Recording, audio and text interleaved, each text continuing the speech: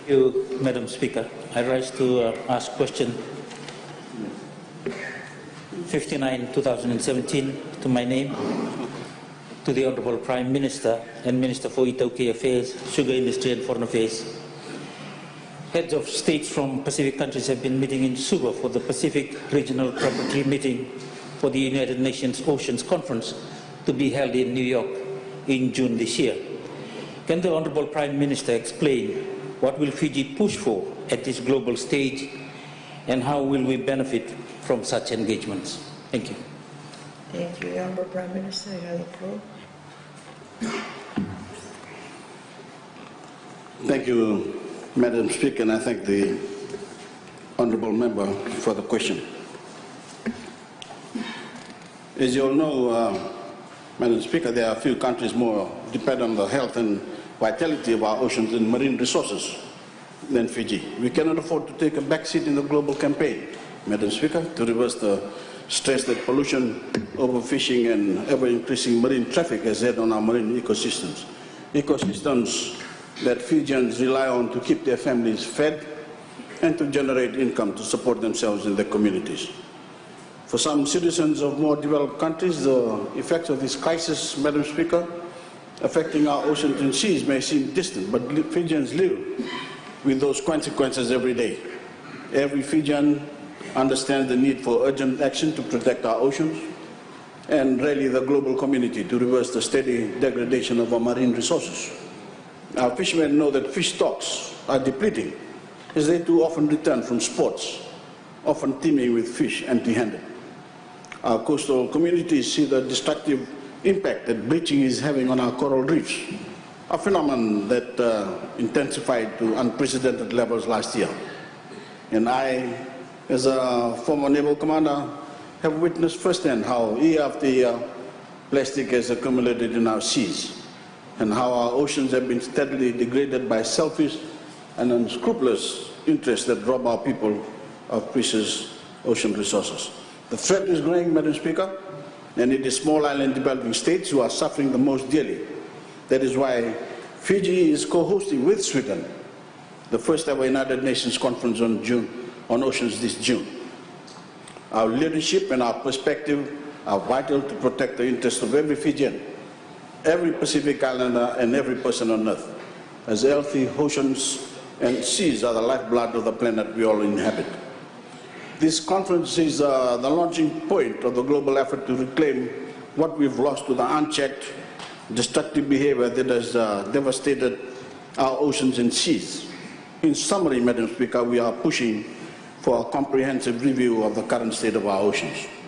We want the full, unfiltered truth revealed to the community of nations, and the top technical agencies and the world's foremost scientists will be in attendance to detail the scope of the damage our oceans have sustained. And once equipped with that knowledge, we can begin acknowledging the role each nation must play in confronting this crisis. We can form the invaluable partnerships necessary to honor national pledges in line with the implementation of Sustainable Development Goal 14 that calls for the conservation and sustainable use of our ocean resources. Fiji and our partners in the Pacific have clear vision, shared purpose and high expectations for the conference this June. At our preparatory meeting last week, we developed 10 strategic benchmarks to be advanced in New York to secure a sustainable future for Pacific small island development states. One, we must formulate a joint declaration by Pacific Island countries and territories to work towards stronger, more efficient ocean governance. We must implement actions for a cleaner Pacific at all levels and call for global action to reduce plastics in all forms of pollution by 2025. As part of our commitment to a cleaner Pacific, we are also calling on those responsible to do what is necessary to address nuclear and other contaminants, shipwrecks, and other World War II relics in our oceans. We must put in place a global operational observing system for preventing ocean acidification and improving ocean health. We must explore the feasibility of mechanisms for blue carbon and other potential benefits that can be derived from healthy oceans. We must mobilize new resources and align and target the existing resources to deliver integrated ocean management commitments. And we must support holding triennial UN Ocean Summit, supported by regional and sub-regional ocean summits until 2030. We must call on partners to assist us to invest in data and information systems to monitor ocean health.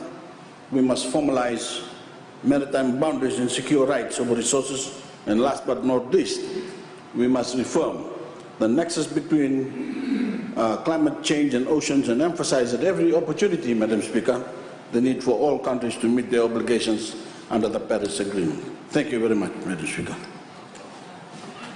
Thank you. Honorable Rotoraki, you have the floor. Thank you, Madam Speaker. To be able to present a comprehensive scenario in the world stage, the Honorable Prime Minister did mention about shipwrecks that are polluting the oceans.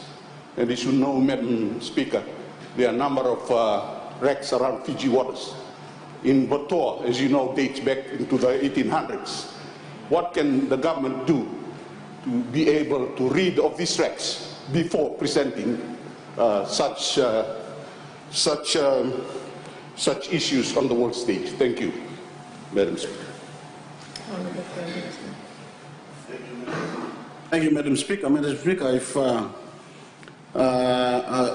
the shipwreck in Vatoa is not the only shipwreck in Fiji. There are a whole lot of other shipwrecks in Fiji, but Vatoa has been there for ages and years, long before we talked about this. And as you will have heard, we talked about removing shipwreck, and we will try and do our best in trying to come up with an answer. Thank you, Madam Speaker.